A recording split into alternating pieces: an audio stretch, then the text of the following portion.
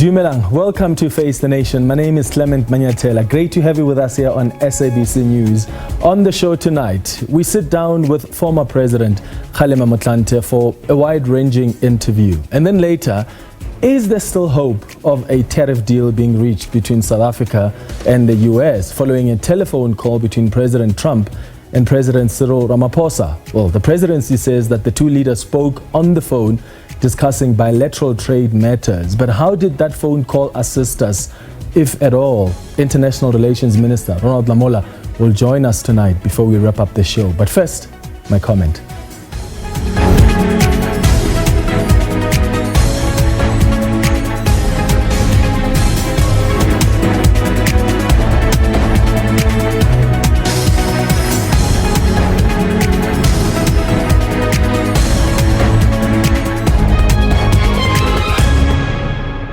So the 30% US tariffs are kicking in at midnight tonight. There are industries that are anxious this evening, unclear about the extent of the impact of the duties on their businesses.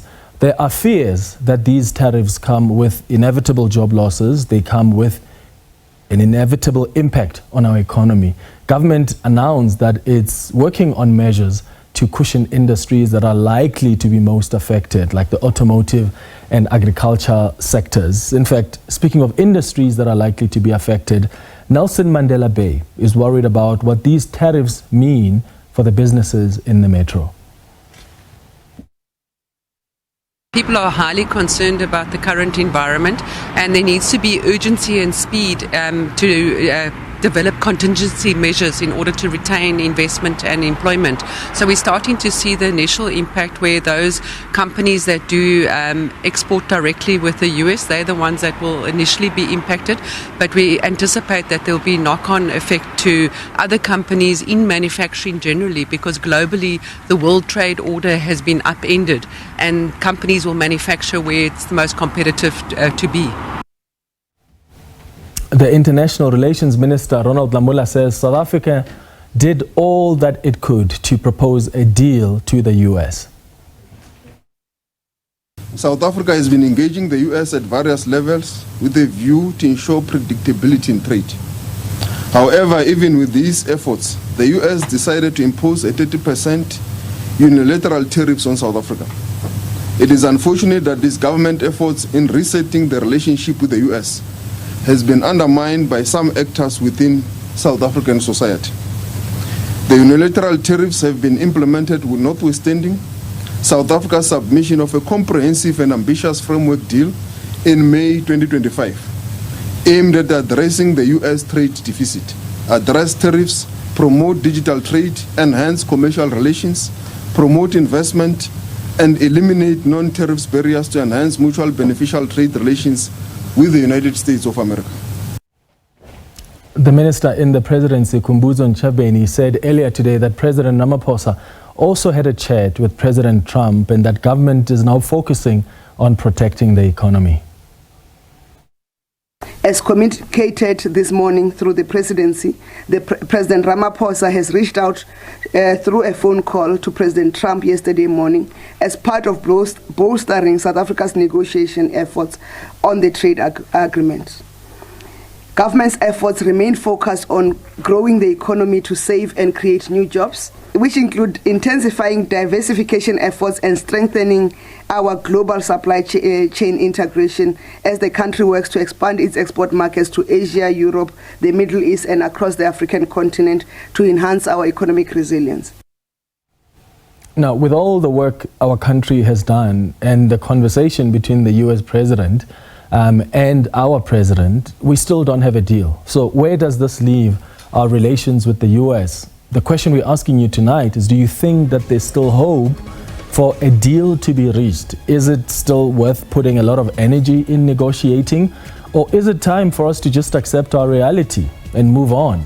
You can send us a WhatsApp voice note right now on 078 459 1897. Remember to tell us your name and surname and where you're sending the voice note from. And please keep it at 30 seconds. Alternatively, you can send us an X on @FaceTheNation SABC. After the break, we sit down with former President Kgalema Motlanthe. Stay with us.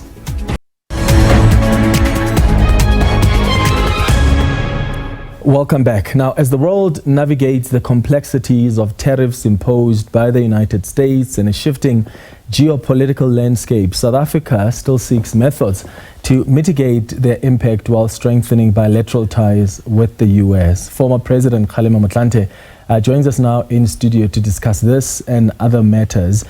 President Motlanthe, thank you so much for making time for us. Good evening. Good evening, Clement, and good evening to SABC viewers. I want us to start a conversation about the tariffs that are kicking in at midnight. I was watching the dialogue that you hosted as the foundation, looking at the changing geopolitics. It looks like our government has tried everything that it could. What do you make of this decision by the US, and where do you think it leaves the relations between our country and the US? Well, the U.S. Imposition of tariffs have been, imposed on many other countries across the globe. So, in that respect, we are not an isolated case, as it were. And all of the affected nations are scrambling for, mitigating solutions to try and ameliorate the impact of these tariffs on their economies and people, as well as working people. And so it's imperative on the part of the South African government to pull out all stops and never to despair and stop trying. By trying means, you try and make a case with the United States, even as you are looking for alternatives, because you do need, as a nation, as a country, as an economy, some fallback positions. The Minister of International Relations confirmed earlier today that the US tried to get our government to compromise on BEE and on Land Expropriation Act and other domestic policy issues. And he says Pretoria stood its ground. And President Trump doesn't like people who stand their ground. Do you think our government has handled this well? I mean, in appeasing Trump while also trying to assert our authority and demand our sovereignty be respected? Because at some point you have to draw the line.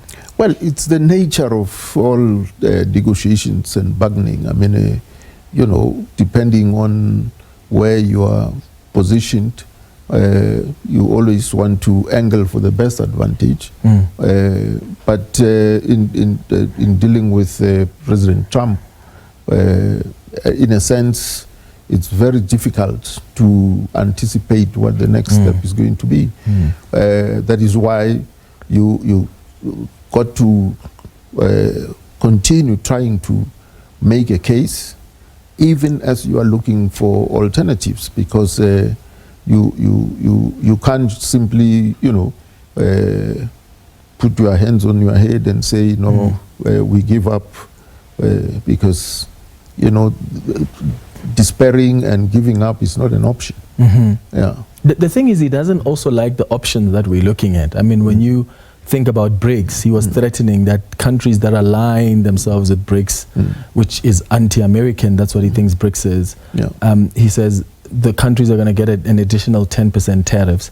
So when you are considering even other markets in other spheres, that still somehow doesn't satisfy him. And I wonder how our government navigates a terrain like that, because as you say, it's unpredictable.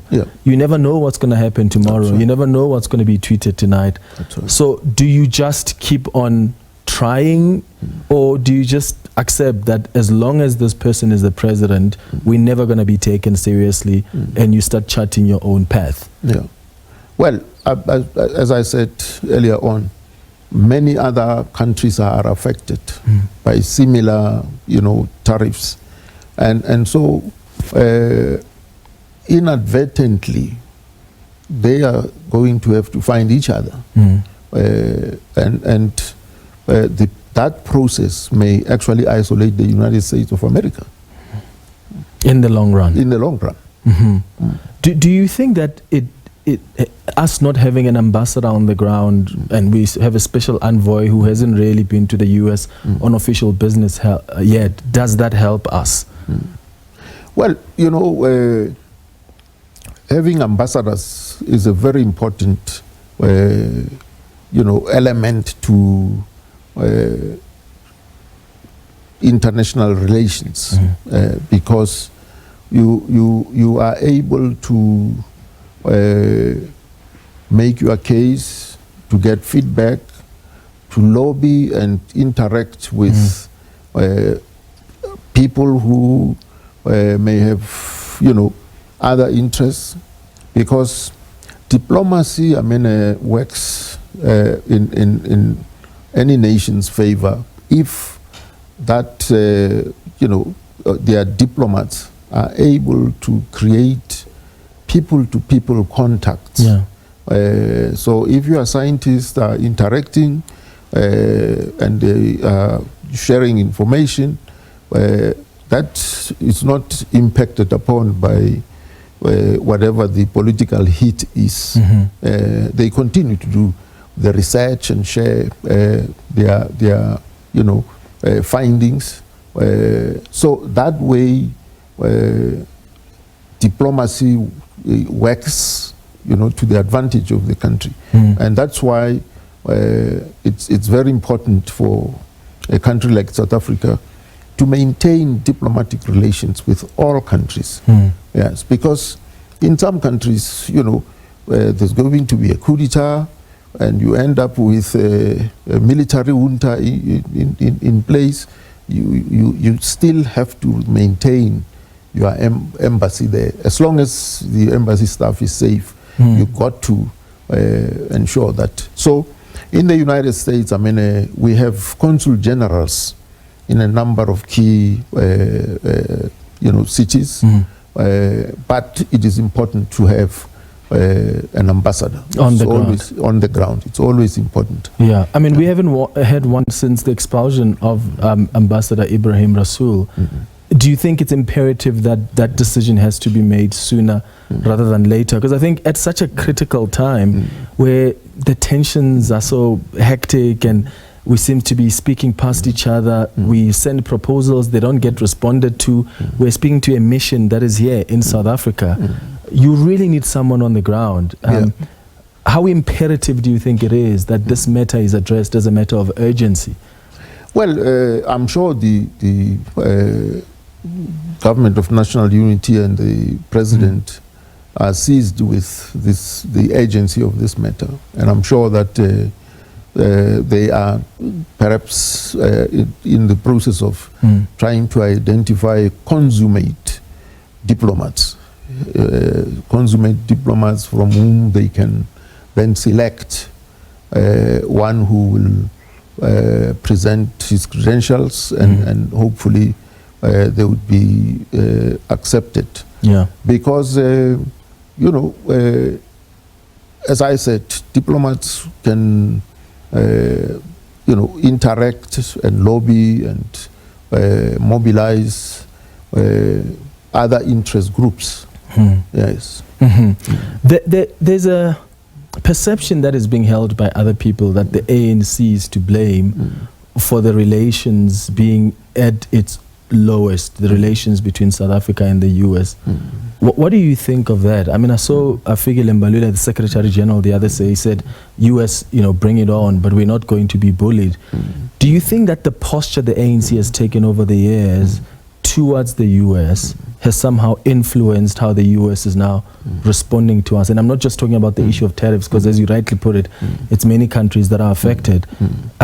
But the US has taken a particular position on us. That's quite unique. Does the ANC has anything to do with that in your view? Well, no, I wouldn't say the ANC is solely to blame for that, because, you know, the US president is someone who, as I said, is a loose cannon.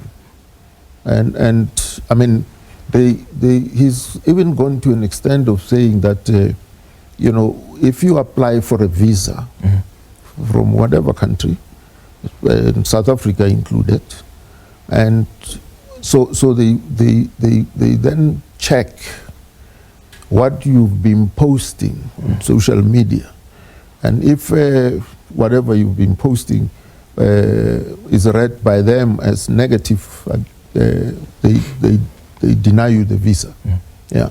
Now, many years ago, I used to work in concert with the late Steve Kalamazoo-Mukoni, who was a professor at Princeton University, and offered 3 bursaries every year to young South African blacks who have matric and could play a bit of sport. So he would send talent scouts to South Africa to select, and 3 who he would offer bursaries to. And of course, they would then have to apply for visas. So the last time that happened was in the wake of 9/11. And so they are interviewed by the Consul General here. And they asked these youngsters what appears to be a simple question. What is your attitude towards America? Do you like America? If the answer is yes, they then decline the application on the grounds that because you like America, you are likely not to want to come back. If you give another answer, you still don't succeed. And that's when Kalamazoo-Mukoni said, well, we've tried, we can't go beyond this year. So what I'm really saying is that the relationships between countries are at different levels. There's government to government, there's state to state, and then there's people-to-people relations, cultural exchanges, and so forth, and trade, which is very important. So business people, enter into relations as well, trade relations here. I want us to talk about governance now. You recently decried the decline in government efficiency and fighting systems, crime fighting systems. What do you think is not working? Well, it's a multiplicity of factors. Firstly, the institutions have been weakened and hollowed out. So you need strong institutions to create the necessary checks and balances. And of course, that includes the selection procedures. How you select key senior managers in the bureaucracy. Because if your selection procedure and criteria is flawed, you will select wrong people.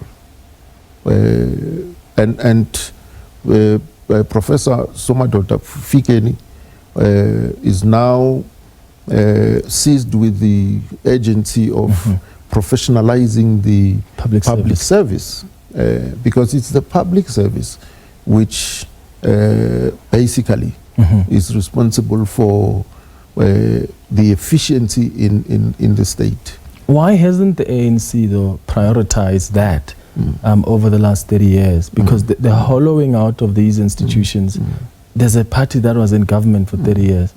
And I wonder what accountability they take. Because even when we talk about the dialogue, it's like, in fact, I'll use an analogy that Tokyo Sokhwale used during an interview I did with him. He said, it's almost like the house has burned down and people are coming back to take out the fire, and they're the ones who started the fire, but they are now part of the fire brigade.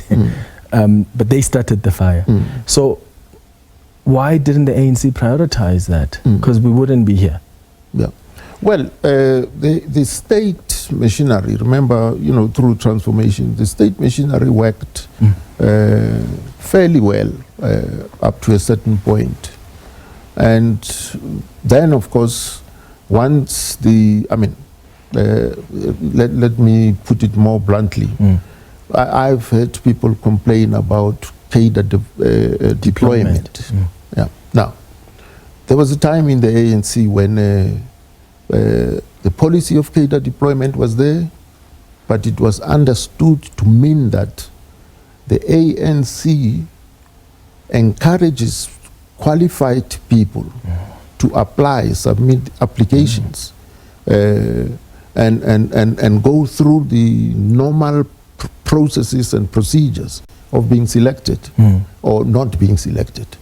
Yeah. Now, today I find that it's as though the ANC Deployment Committee simply says, you got a job, go in there, simply because you happen to be a member of the ANC.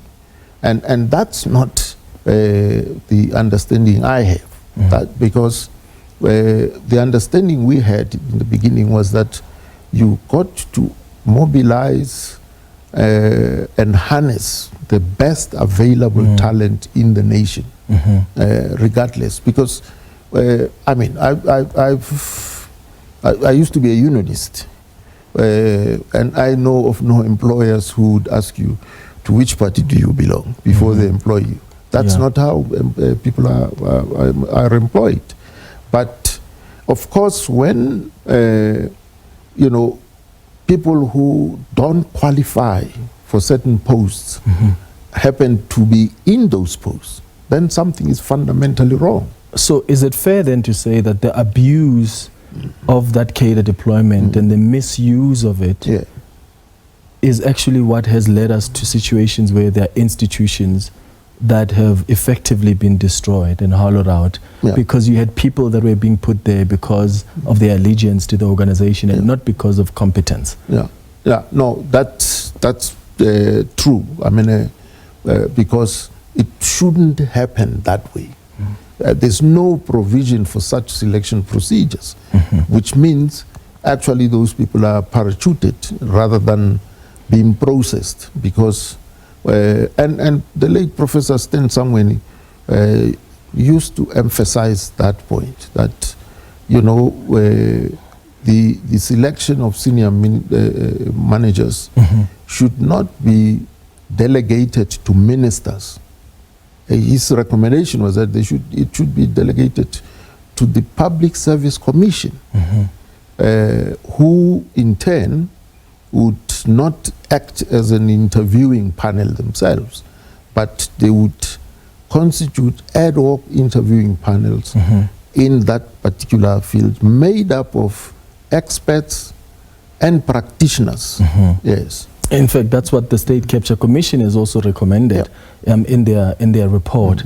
Speaking of institutions, because what you spoke about was also the crime-fighting systems that somehow that are declining, and there are people that are not necessarily happy with the Hawks, and they keep on mentioning the Scorpions as having been more effective than the Hawks. You were president at the time when the Scorpions were disbanded. You took charge, and I know you've said it was a collective decision because the ANC took a conference resolution. But was it the right decision in hindsight? Well, you know, if you follow the fact that hindsight is a perfect science, and you take the view and approach of time and place, certain things happen in a particular time for good reasons. And of course, if you continue to present the Scorpions as though they were flawless, and that the Hawks are failing, the way to do that is to do a proper assessment. There were serious issues with the Scorpions at the time, and I can cite one example, that they would remember this was in the early days. So they find in KZN arms caches, and they destroy them without taking them through forensics tests. Secondly, they alleged that one Philip Powell was involved in gun running activities, and they made the same allegations against Dr. Zweli Mkhize. And so they make the public announcement, and the next thing, Philip Powell is granted permission to leave the country. Dr. Zweli Mkhize, the matter just vanished. Yeah. So in that way, in terms of the rule of law, they could tarnish somebody's name without ever taking those people to court. So there were those kinds of difficulties. But of course, in terms of communication, they had very good, swift communication. Because when they were effecting an arrest, they would go with cameras on tour. And so on the other hand, the hawks, the difference between the two basically is that in the Scorpions, they had prosecuting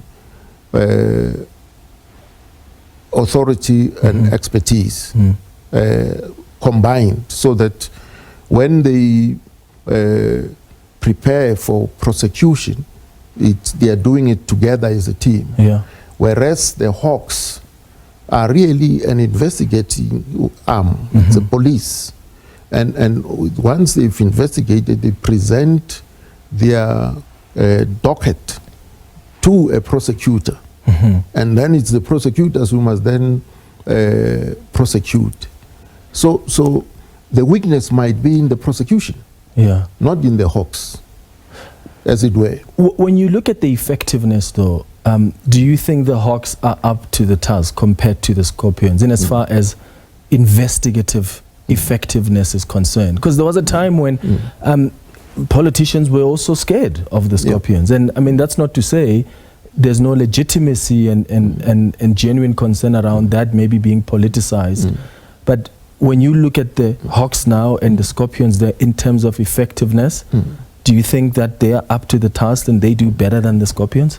Well, there's a commission coming up, you know, about the police. They will indicate as to whether there's no rot in the policing processes. But so far, they crack serious crime issues here. I mean, you know, where there's been serious crimes, the offenders have been apprehended. Yes. And then, of course, it takes longer for people to be charged and to appear and so on. And you alluded to politicians who feared the Scorpions. I don't know whether today politicians don't fear the hawks or whether they don't fear the NPA. Remember, because now these are separate arms, you see. So, correctly speaking, I mean, if you are dealing with a situation of endemic corruption, you can, of course, spend all your time chasing after, you know, corrupt officials here and there and so on. Or you can actually identify 6, 7 key, prominent, corrupt people and nail them. And the rest of the people, you know, smaller fry down there get the message. So. But have they managed to nail anyone prominent? Well, from time to time, I mean, you have a situation where there's been a Zondo commission, there's from time to time. And there have been recommendations for some people to be prosecuted. That's right. And from time to time, some people actually appear in court who are ministers. And then after 3, 4, 10 appearances, the case is withdrawn. Yes. Now, I'm not clear, I'm not sure whether that's a fault of investigators or the prosecutors. I'm really not sure about that. So you don't agree that disbanding the Scorpions left the country exposed to corruption? No, I just think it's a hype. I just think it's a hype here. Corruption is endemic precisely because the checks and balances in the systems aren't there. Because the deterrent is not arresting people and sentencing them to long terms of imprisonment. It's creating a situation where wrongdoers know that you will not get away with it. Yeah. You can try it, but you will not get away with it. Now, the reality now is that many, there's general lawlessness, and people get away with it. Why do you think that's the case? Yeah? Why do you think there's just general lawlessness? Because I think part of the reason that people are doing as they do corruption, I mean, you may have seen the IDT CEO who was there trying to bribe a journalist together with a spokesperson. Yeah. Part of the reason why that is so blunt is that where is the example to be shown that look at that minister, look at that DG, look at that prominent person, and they are in orange overalls. Yeah. And I think for as long as there's no example that is being set, even when there are investigations and recommendations that go after these people, then the people on the ground are going to think that there's no accountability. I can do it too. Yeah. Well, if there are wrongdoers who get away with it, then of course there's no deterrent. Yes. It will set the tone. The deterrent is really that each and every South African must know that you cannot get away with wrongdoing. You will be apprehended, you will be charged, and you will be sentenced. You know, when we hosted the 2010 FIFA World Cup, special courts were created, and offenders were being apprehended. You offend today, by tomorrow you are arrested.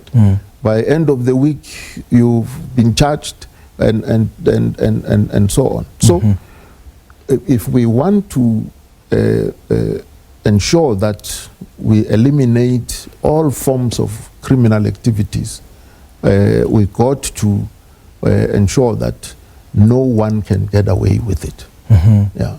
It doesn't matter what rank or station in life you occupy, you will not get away with it. You will definitely be arrested. Do you think the politicians are giving these independent institutions the space that they need? And I'm asking that because there are people who point to the politicization of some of these institutions. In fact, some people will mention that, well, even when Kgalema Motlanthe was president, for instance, Vusi Pikoli gets fired, even when the Jinwala Commission has cleared him of any wrongdoing. Is that part of, I mean, are there reasons you think for actions like that to happen, and it's not politicization? Well, firstly, let's deal with the Vusi Pikoli matter. He was the NDPP. I got into office when the Jinwala committee has already been established. Yes. And I had the duty and responsibility of going through the report, their report. And the report, the status of the report is that it is advisory to a president. And the procedure for dismissing an NDPP is that you as a head of state, of course, you seek legal advice. Yes. And then you must allow for representations from the affected person. And with that put together, you must prepare a report which you send to Parliament. Yeah. And it is Parliament which either rejects or endorses the report. And thereafter, the affected individual still has the option of appealing to a court of law, which is what happened in this case. And by then I was out of office when I inquired as to actually, what happened to that matter? I was told that there was a financial settlement and the matter was dropped. Yes, because the government was in a hurry to appoint a new replacement. NDPP. Yes. But at the time when you were acting, had the Ginwala inquiry cleared him? No, I wasn't acting. Yeah. Yeah. So no, I'm saying by the time you acted on the matter, Yeah. Was the report out? Was he already cleared? Well, it's a report, you see, and so the report says a whole lot of things, and then at the last sentence it says he's fit for office. Yeah, but you got to take what they say in the report, okay, and seek legal advice as to interpretation of what they say. So, and the legal advice was that the even legal though advice he's fit was, for office, there must still be action the, taken. the legal advice was that he's not fit for office. Even though this inquiry says he's fit for office. That's right. The committee is. Yeah. Yeah. Okay. What is your assessment of the ANC's renewal agenda? Do you think that it's taken shape? Well, the renewal of the ANC has been a mantra for a long time now, and to the extent that the leadership is seized with that, it has to translate into actions which, in concrete terms, renew the ANC. Yes, so renewal can, there's been many proposals as to how it can be,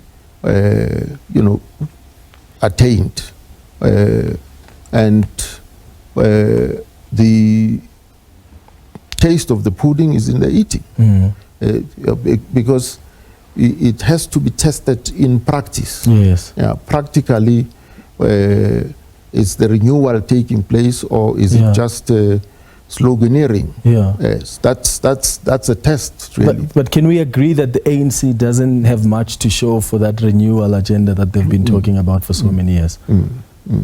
Well, the test is, look, in the past general elections, 24 million South Africans who qualify to register as voters did not bother to do so. Yes. Yeah, they didn't vote.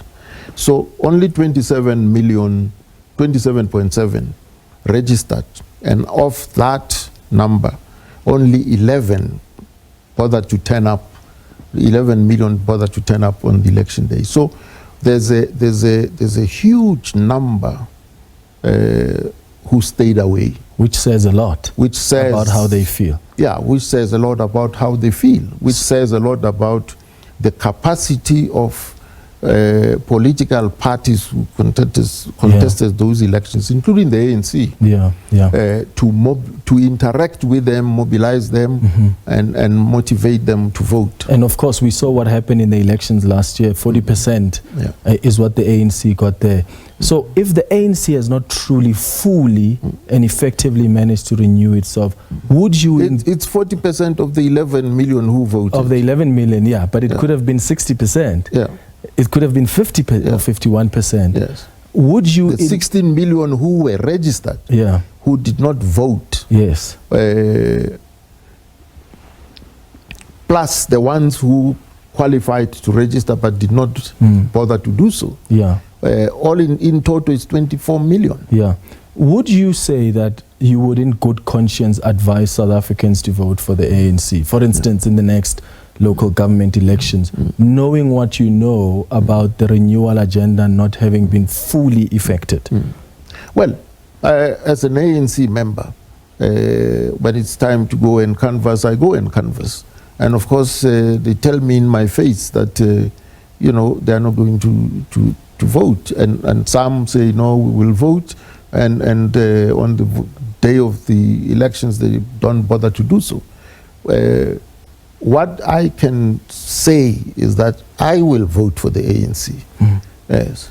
So, and the reason I'm asking that question is there are probably people who are watching us who are thinking, President Motlanthe, I gave the ANC another chance because you came to my community and said, give them another chance. Yes. But I've been disappointed because, as you say, that renewal agenda has been a mantra, hasn't been fully effected. There's things that have been done. Yeah.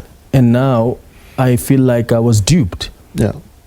Do you not feel like you have participated in duping that person who says, I listen to you because I trust your voice? Yeah. So hence I'm asking, in good conscience, do you not feel bad to say to people, vote for the same party you yourself know has not fully been effective in making the changes that they've been promising to make? Well, I'm an ANC member, so I will vote for the ANC. That's much I can guarantee. But each individual has the right to, vote for any party of their choice.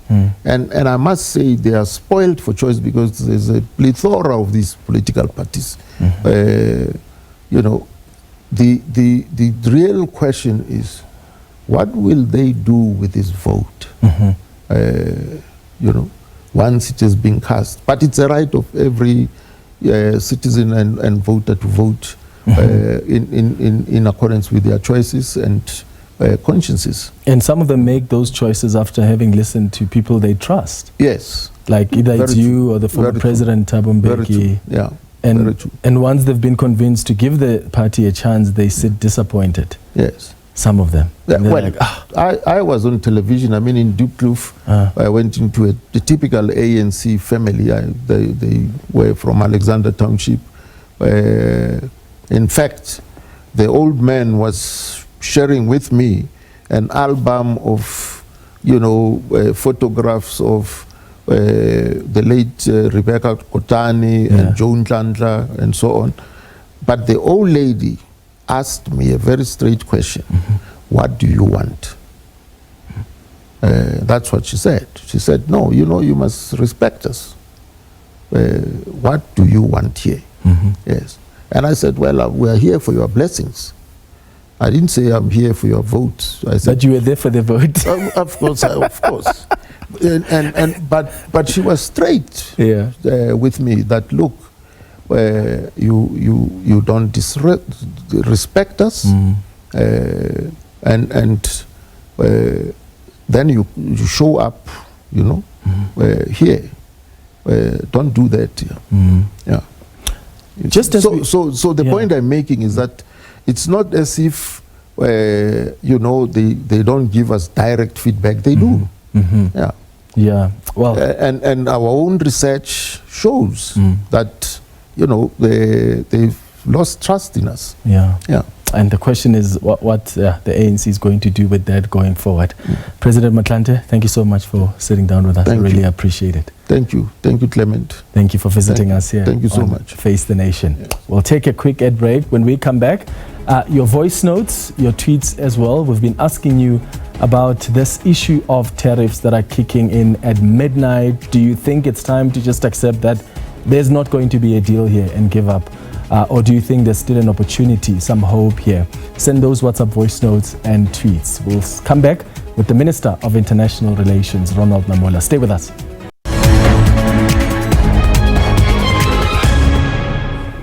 Welcome back. So the question we've been asking you, what do you think needs to be our approach to these US tariffs that are kicking in at midnight? Let's start with your WhatsApp voice notes that have come through.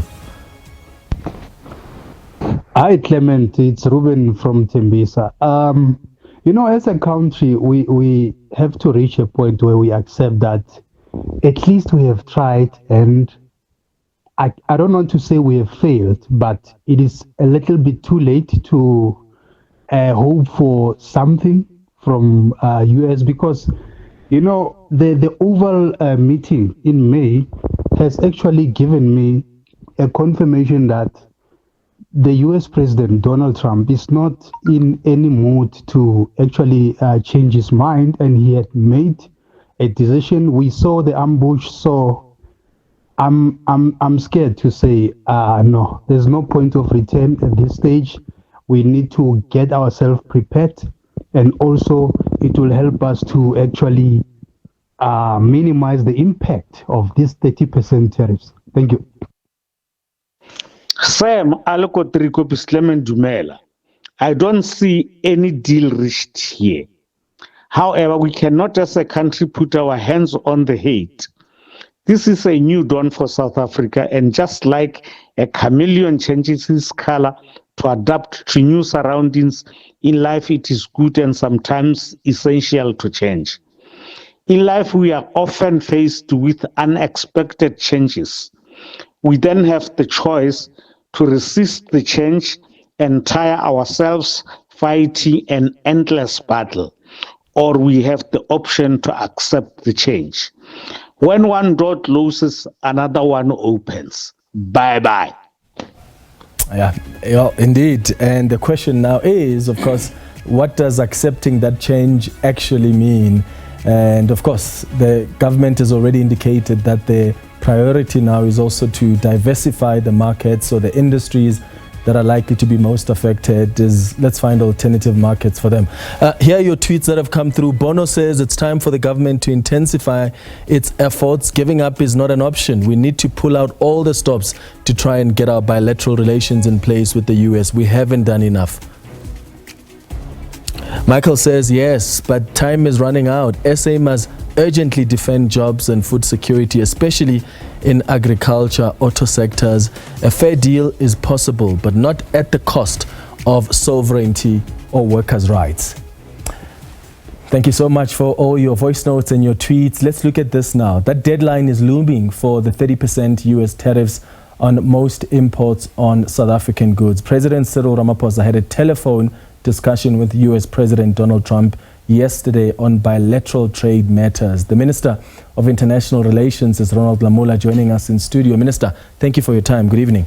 Thank you. Good evening, Clement, and to the viewers at home. Did the President manage to convince the US President Donald Trump about these tariffs that are set to kick in at midnight?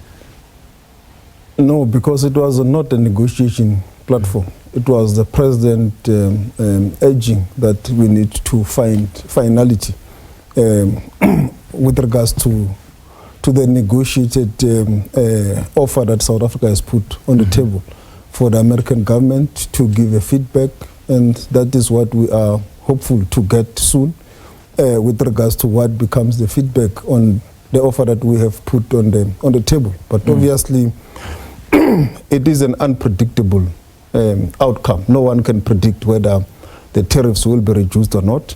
And this is a global phenomenon. It's not just a South African issue. Across the globe, there are countries facing similar challenges as us. But following the telephone conversation between the two presidents, is President Cyril Ramaphosa hopeful here? Or was there a clear no from Donald Trump that I'm not making any reconsideration? Yeah, he's hopeful because there is a commitment to come back to us on the submitted, resubmitted offer, which we are looking forward to see what will be the feedback with regards to the 30% tariffs, and also obviously any other issue that the US government may want to be addressed in relation to this. Minister, are we ready to accept, or are we not ready to accept that the US is giving us a cold shoulder here, and maybe just move on and focus on those alternative markets and also just cushioning the industries that are affected? I mean, it had to take the president now to reach out to President Trump to say, my people have given you a deal, a plan, and a proposal. You still haven't come back to them. That proposal was sent a few weeks ago. And even when they came last week to you and said, give us a revised offer, they're still not giving you feedback on the initial offer that you made. I mean, are these people that are taking us seriously? Yeah, Clemens, unfortunately, it's not about our ego and how we feel. There is jobs and lives of people at stake, the economy at stake. So we have to act in the interest of the people of South Africa with a balanced view, obviously with an outcome that can still mitigate the situation. And this has to be balanced with everything, because as you say, it's correct. You may still come up with they can still come back with an offer and agreement that could be also detrimental to other sectors of the economy. In the past it has happened. So there is a need for us to balance it, but also we will not get tired to continue to open up the line of engagements, channels of communications with the US, because we understand the key strategic areas of our economy, the partnership. But it's also a clear message from government, which has started long time ago, of diversification, markets with the European Union. You remember in March we had a summit. China has opened up in the Middle East, the African continent through the Africa Free Trade Area. So these are also efforts to ensure that there is diversification.